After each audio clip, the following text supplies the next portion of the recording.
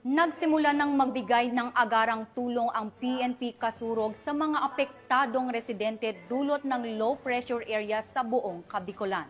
Patrolwoman Geraldel Duterte, ibalita mo.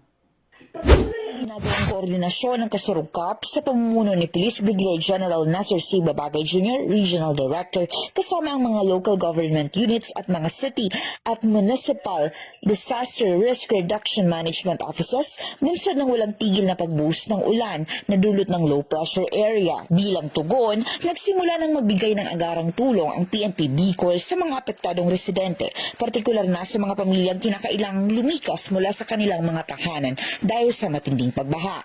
Katuwang ng mga tauhan ng kapulisan ang iba pang ahensya sa pag-escort at pagsama sa mga evacuees patungo sa itinilagang evacuation centers, gayon din sa pagtulong sa pagdala ng kanilang mga gamit at pangunahing pangangailangan.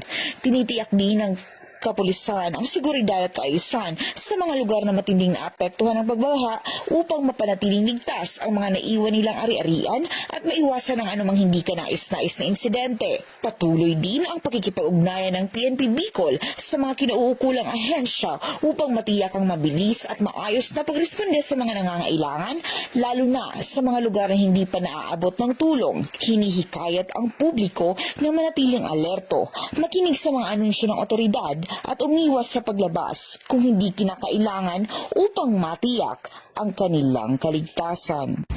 Mula dito sa Legazpi City, Albay, ako ang inyong PNN correspondent, Patrolwoman Geraldel Duterte, alagad ng batas, tagataguyod ng Balitang Pulis.